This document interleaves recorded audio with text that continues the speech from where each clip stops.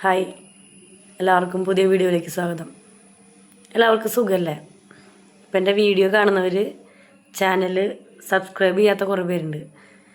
അപ്പം മറക്കാണ്ട് channel subscribe ചെയ്യുക. Okay, ഞാൻ കഴിഞ്ഞൊരു വീഡിയോയിൽ പറഞ്ഞതാണ് നമ്മുടെ കുട്ടികളുടെ സുരക്ഷിതത്വം.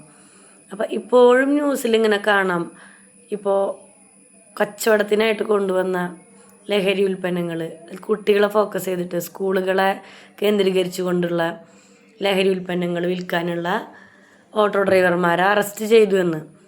അപ്പോൾ ഓട്ടോക്കാർ എല്ലാവരും അങ്ങനെയാണെന്നല്ല, നല്ല ഡ്രൈവർമാരുമുണ്ട്.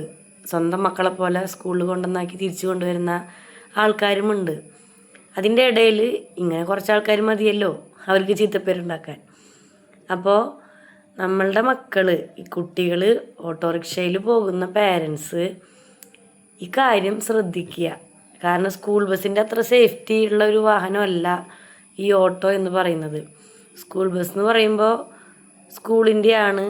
അപ്പോൾ അവർ പരമാവധി സേഫ്റ്റി നോക്കിയിട്ടാണ് എല്ലാം ചെയ്യുക. പക്ഷേ ഓട്ടോറിക്ഷ എന്ന് പറയുമ്പോൾ അത്രയും സേഫ്റ്റി വരില്ലല്ലോ.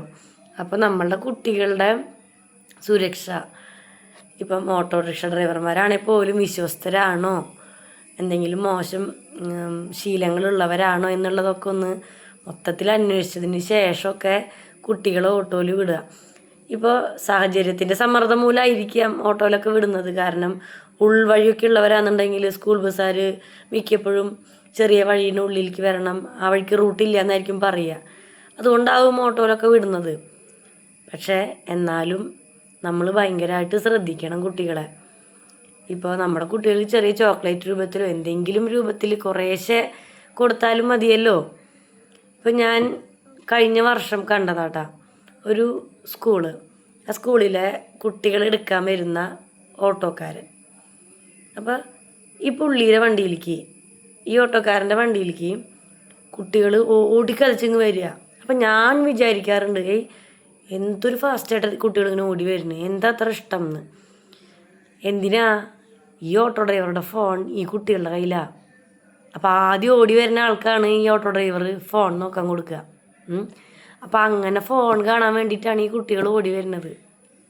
ഇതൊക്കെ വളരെ മോശം ഹാബിറ്റല്ലേ.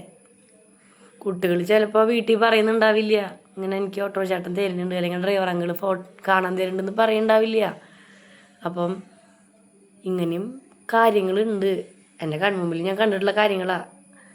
അപ്പോൾ നമ്മളുടെ മക്കളുടെ കാര്യങ്ങൾ നമ്മൾ ചോദിച്ചറിയുക, സുരക്ഷ ഉറപ്പ് വരുത്തുക, അത് മാത്രമാണ് എപ്പോഴും പറയാനുള്ളത്.